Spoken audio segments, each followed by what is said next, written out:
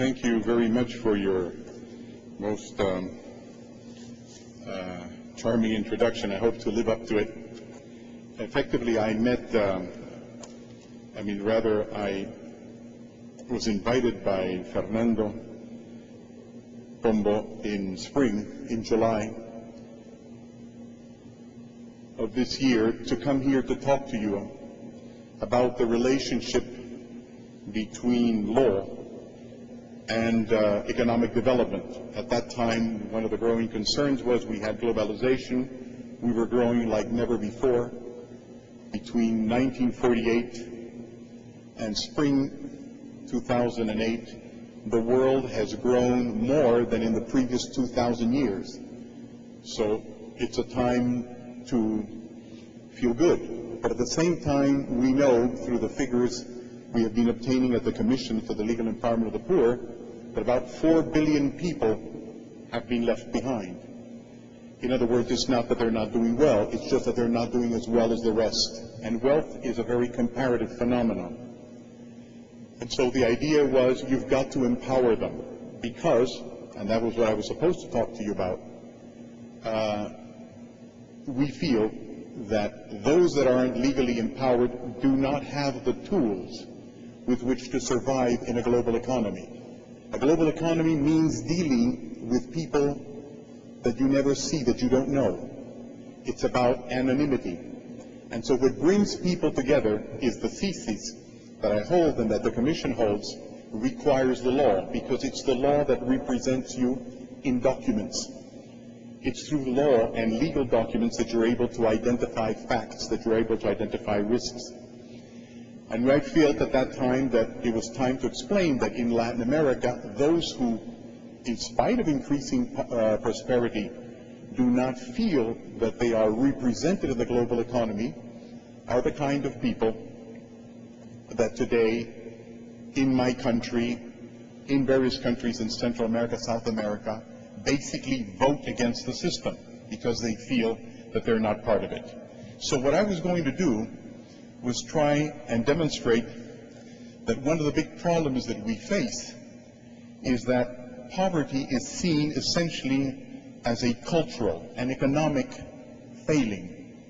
Well, what I was going to present to you is that it is rather principally a problem pertaining to property law or law.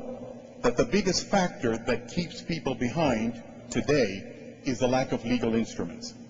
But then, of course, since July, we're now in October, a few months later, there's no way to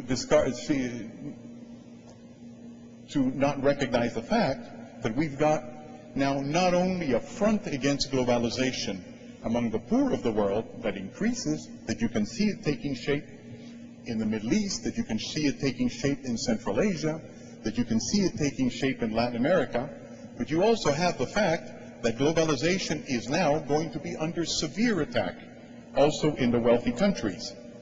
And so I'm adding that to today's remarks, because I also feel there that what is seen essentially as a great credit contraction, as essentially a liquidity and risk pricing issue, which is what the subprime crisis is labeled as, is also essentially a legal problem. So I will even start off by defining developing countries, countries like mine, Peru, which is where I come from, as countries that are in a chronic subprime crisis. In other words, the West is now being hit by something which we all hope will be just passing, but I'm saying that developing countries that have 4 billion of the world's people on the poor side are chronic subprime crisis. And I want to explain that. And it has very much to do with something that Martin Soto was talking to us about. He said, talking to you lawyers and you jurists, we are about connections. And I think that that's very important because you see, property and the law about property seen by an economist, I'm not a jurist, I always thought I made a mistake by not studying that because that's what today interests me. But I think property has more to do with general connections than it has to do with the asset itself. For example, I brought today here with me an Argentine apple. This is my apple. This is Hernando's apple. Now, this is a physical apple, but no matter how you look at that apple, no matter how, if you cut it open, even if I tell you who gave it to me and why it's mine, nothing in this apple says how this apple connects in the commercial world.